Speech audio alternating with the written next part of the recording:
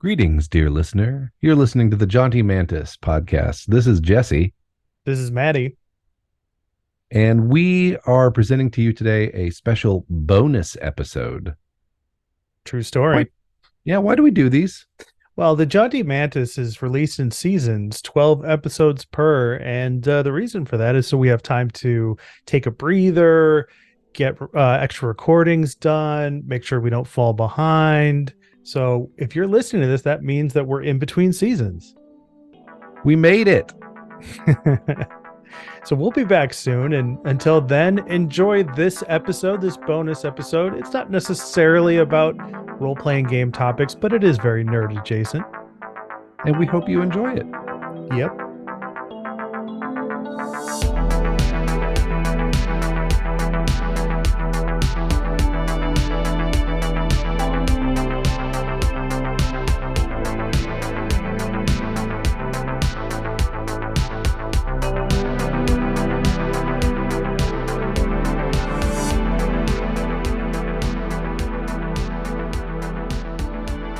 All right. Welcome to Mustaches and Misery. This is a podcast about sad dads and the music we love. I'm your co-host, Maddie. I don't have any kids, but I'm a sad dad in spirit. And with me is my beautiful co-host, Jesse. He does actually have children. Jesse, are you a sad dad? I am a very sad dad, and I just want to say, I'm happy to honorarily extend that to you. You have big sad dad energy. Oh, So, yeah. Well, I got to have some big something.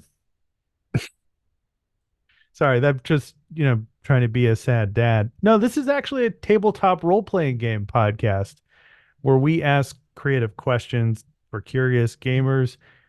We are those curious gamers. And Jesse, we have a creative question. What if we made playlists instead of paragraphs?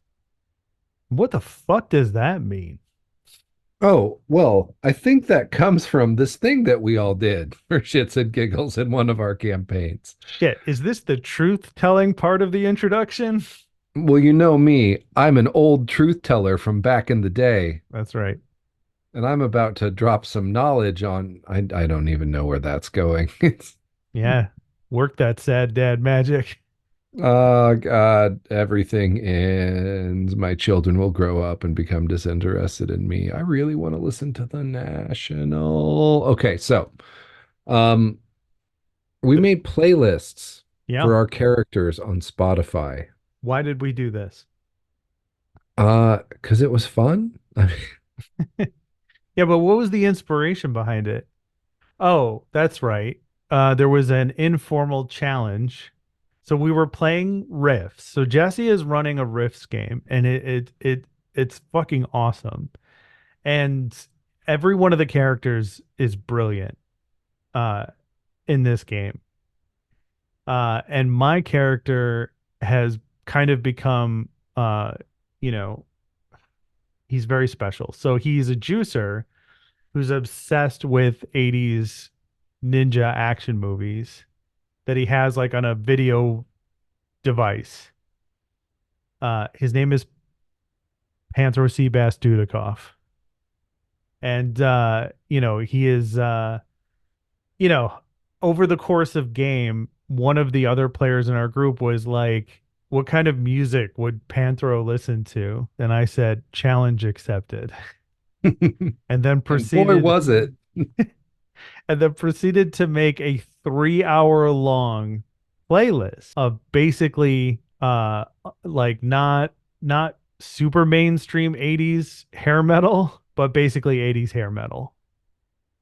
It's a lot of getting psyched up songs Right. for the And guy who chose to make his life only 6 years longer by getting like a nanotechnology powered steroid rig constantly pumping him full of the go juice.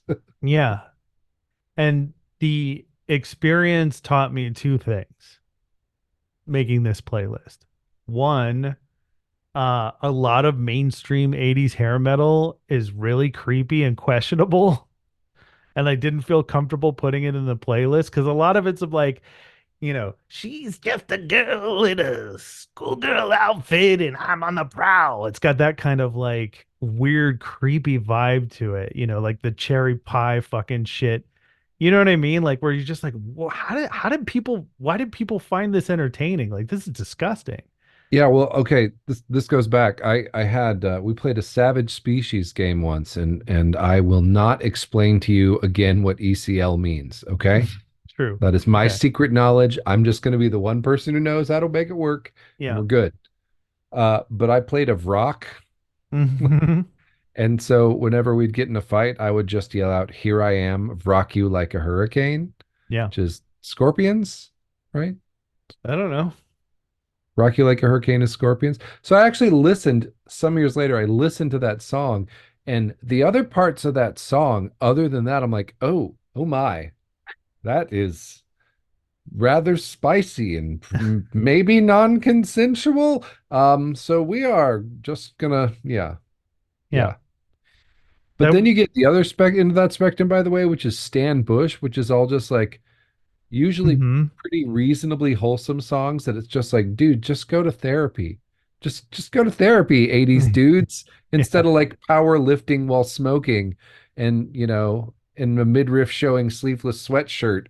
Like, just go to therapy. It's okay. Yeah. I wanted the explanation behind this playlist in character to be something to the effect of like, nothing's more manly than a bunch of grown men in makeup and teased hair singing about what it means to be a woman,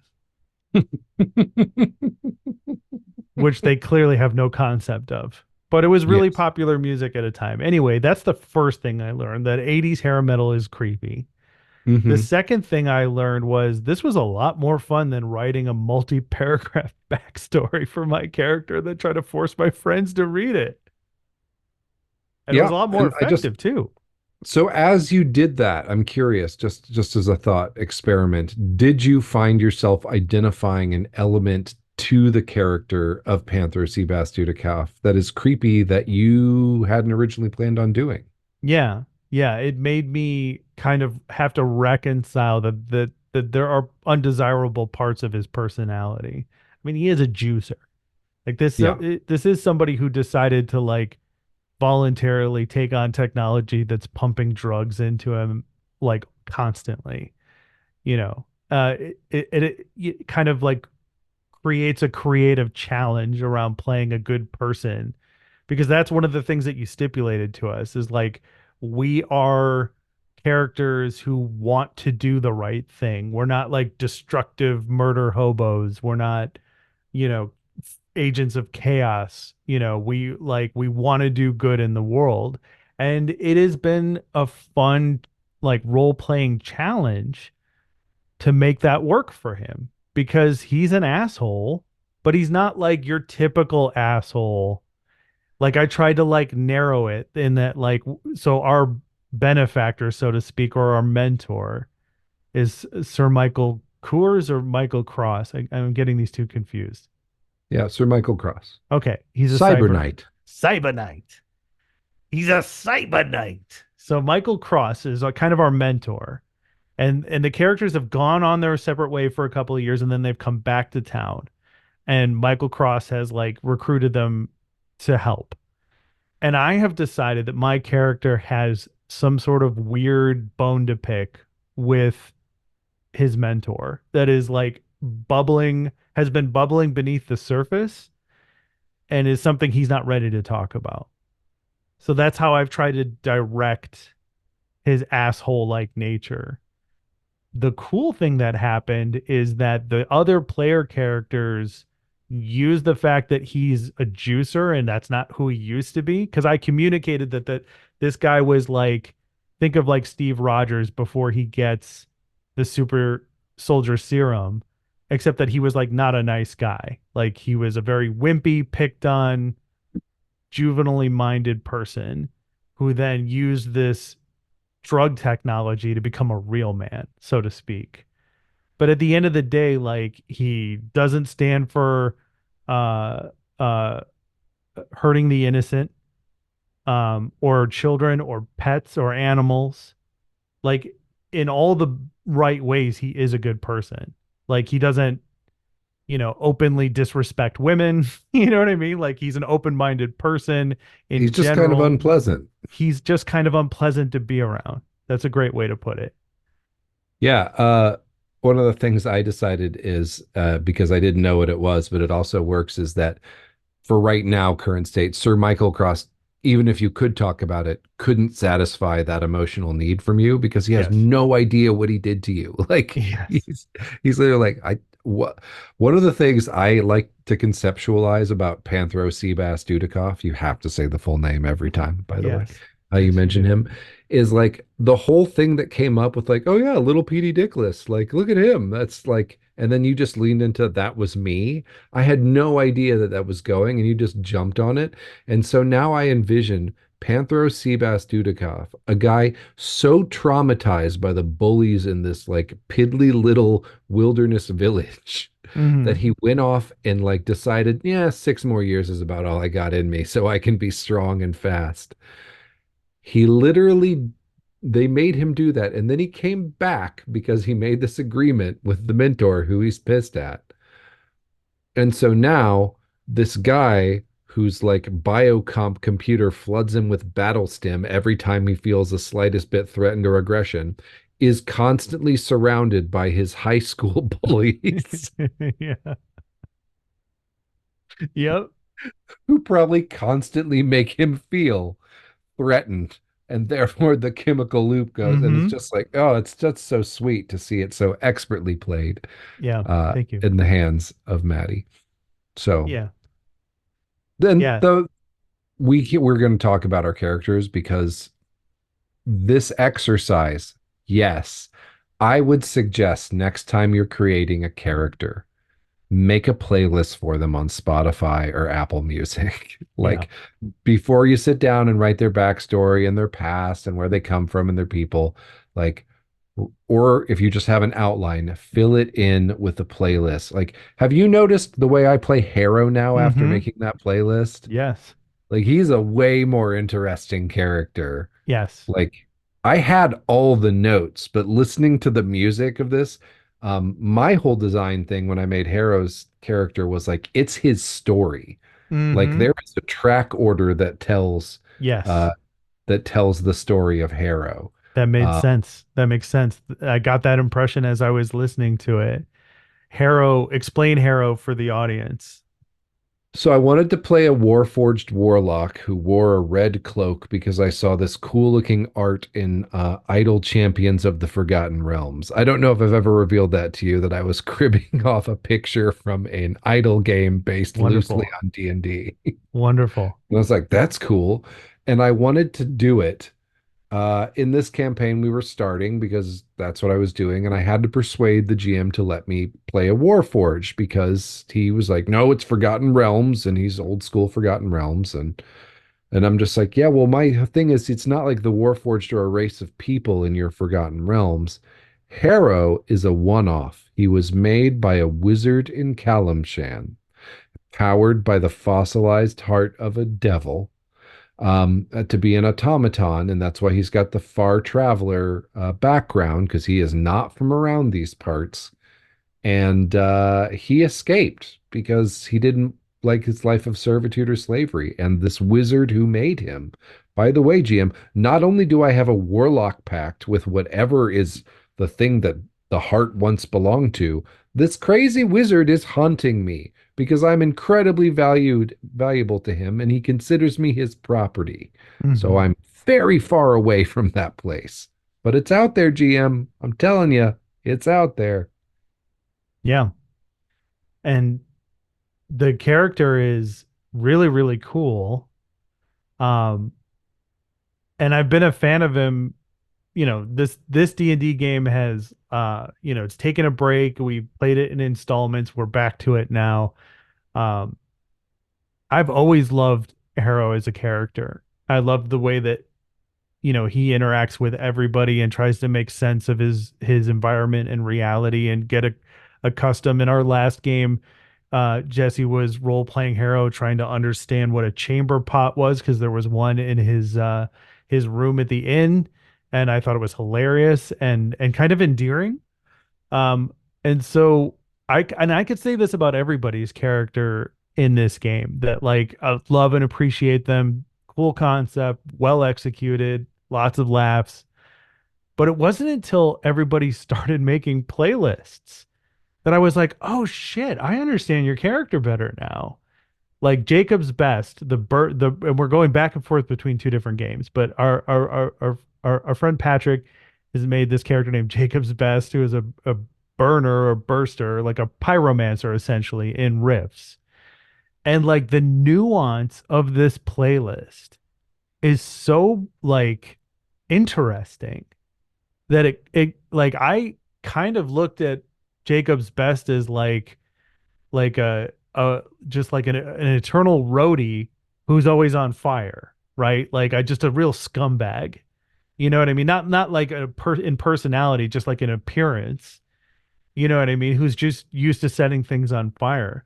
But after you listen to this playlist, it starts to just create questions in your head, and I remember, and I hadn't said this to Patrick, so I should tell him during our next game, but I did say this to basically everybody else's characters in the group, that for their playlist, is like, I feel like I have a way better understanding of your character, especially also our friend John's character in Jello Truth, the granola hippie mystic character. That was my first impression of him. But then after listening to the playlist, like it just started creating questions and interesting dynamics where I was like, this is really weirdly effective. Like either we're all really good at role-playing game characters and we're also really good at making playlists, or this might actually be a great tool that we should encourage every gamer to do. If you're not going to share it, just make it for yourself. So, bingo card, John T. Mantis listeners, here's the part where I make it probably more pretentious than it needs to be. Love Uh, it. I like it because, in a sense, it reminds me of an ekphrastic poem. Um, an ekphrastic poem is a poem created off of another piece of art, like looking at a painting or hearing a piece of music. And I think the conversation between music and then story, like it just sort of gels and like sort of breathes an extra layer of life. I think you can. I want to share some Harrow. Like Harrow's first song, Yeah. right, on his playlist is What's He Building in There by Tom Waits. Hmm. Like, which, if you haven't heard, is a spoken word piece by Tom Waits where it's Yeah. just him growling, like, what's he building in there? What the hell is he building in there? He has a hook light on the stair. Like it's just, a song about neighbor paranoia. And then it goes to Halbermensch by Einstürzend Neubauten, which means half man. And it's just people screaming in German and banging on metal cans. You Want It Darker by Leonard Cohen. Arsonist Lullaby by Hosier. Red Right Hand, Nick Cave and the Bad Seeds. And then we get to some like God's Gonna Cut You Down by Johnny Cash for when he made his escape. And then there's this other element of Harrow that I do that is displayed by two songs. Um, Harrow, when he goes to 0 hit points and he comes back, I switch his personality. Most Hmm. of the time, Harrow, less so these days, but Harrow is fairly monotonous and gravelly, like very forceful personality, but still, he talks like this most of the time. And then when he gets downed and then wakes up or gets healed, he's just talking like this for a while until at least the next long rest. Um, and I'm trying to imply the demon that's in the heart is in charge during those times. Hmm. So the songs for that is Who Was in My Room Last Night by the Butthole Surfers and When You're Evil by Voltaire. So, like, Yeah. Finely crafted playlist. Bespoke. we should share these in the Yeah. show notes for this I'll one. put links to them in the show notes for the episode. Yeah, that Yeah. makes sense. Yeah. So what are some tips, now that we've done this a couple times? Because we didn't just do them for one character, we did them for multiple characters in the group. Like, Oh, yeah. I went and did it for a character in a campaign. I don't play with you all. Right. So Yeah. like, It's addictive. Like it's so much fun. So what are some like tips if somebody's like, "Oh, I want to do this." Like, what do I do? Do I just listen to a bunch of songs I like or like how do I get in the mode? How do I find the musical aesthetic for my character? So what did you do? so for mine, I thought, what are the outlines of their story, and then what's the first song that Mm. goes with that story, or what is the song that announces like sort of the vibe of this character? Um, what did I do for Berdine? Because I know we've talked about him on the air.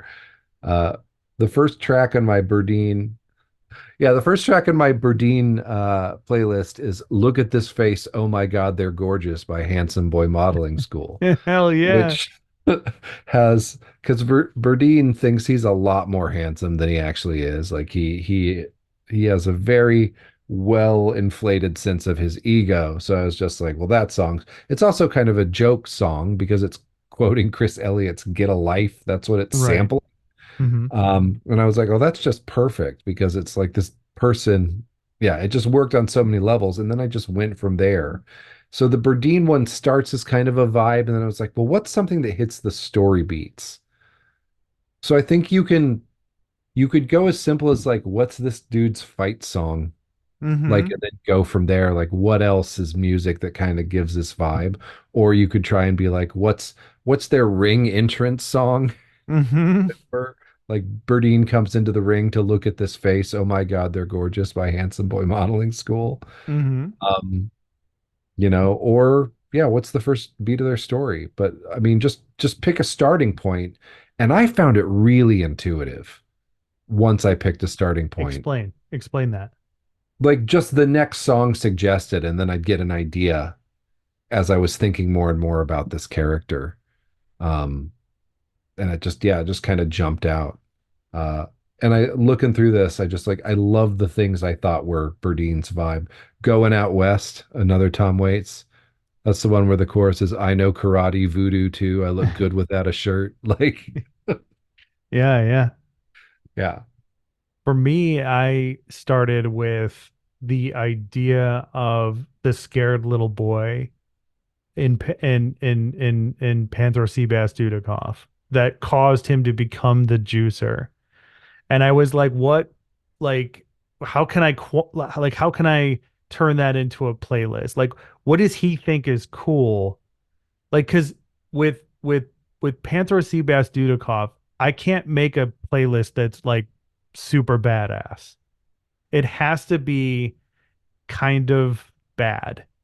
You know, there has to be this like ironically bad element to the music that he thinks is cool. You know, like you could make a playlist of all the most badass songs in the world. Like you could just do a simple internet search of like what are the 20 coolest fight songs, you know, and you'll find something, right? And then that could be your playlist. If that's what you want to do, so be it. But what I wanted him to do is be like, what is music that he thinks is cool that other people would like kind of listen to and laugh at, you know? And then I was like, well, how do I channel that? And I kind of thought back to when I was a kid learning about music, and I learned about music from my older brother. And my older brother is 2.5 years older than me, and he and his friends got into like old school Metallica, Guns N' Roses, Megadeth, you know, all like those cool metal bands from back in the, you know, like late 70s and 80s and early 90s of that era. And then that hard rock and metal, I should say. And like, so I kind of channeled that kid of like, what if he was learning about music from an older brother who thought this was cool? And then he's a juicer. So the majority of his songs would kick in when the drugs kick in. And since the drugs are always kicking in, then it has to be a playlist of like, you know, and then this, and then this, and then, you know, like you have to keep amping it up, right? But that's not sustainable. So there has to, and then I started trying to create a little bit more of, you know, inward complexity from the music of like the softer ballad side of hair metal that's also equally just as weird as the rest of it. You know what I mean? and then 3 hours, in, and I've got a fucking like enormous playlist of music that I could like shuffle, you know, like as we're driving a lime green big boss ATV with a rail gun on the back of it into battle, you know. Yep. The thing is, I think Johnny from Cobra Kai would love your Oh, playlist. totally. Great call out. Yes. Yes. That's the perfect call out. Yeah. Like I wanted to tap into that juvenile power fantasy gamer that I was essentially as a kid, playing riffs for the first time. What music would have been out? What music would I have it exposed to? And then how can I take it to the next level of ridiculousness? Yeah. I found myself in making my playlist, particularly for Berdine, as I'm reviewing his, like feeling emotional about things that happen to this character in a way I normally don't for a role-playing game. Hmm. Um, like having the music bring the emotion of that story beat to fore, like, why Daughter from by Pearl Jam is on there? Yeah, because of Talia. Yeah, Talia. Yeah. Yeah. Right after Gone Daddy Gone by Violent Femmes. Like, Yeah. That begs an interesting question. Like when somebody's making a playlist for their D&D character, should they go with like epic fantasy music? Would that be an appropriate playlist? Like, let's say it's the refrain from fucking Pirates of the Caribbean, and then, the battle music from Braveheart, and then like, I don't know, what's another fucking awesome epic action movie? Insert Carmina music Burana. here. Yeah, whatever you just said. So like, is that acceptable too, or should it just be, you know, or can it be that? I guess is my question. I think there's two different angles that you can look at this, and I think it can serve both, but it all to me depends on your primary focus. Are you using it to understand your character more as your primary focus, or Hmm. are you using it to communicate to the other players in your group who this character is? Hmm. Um, or are you just using it to have your GM play it actually in the game?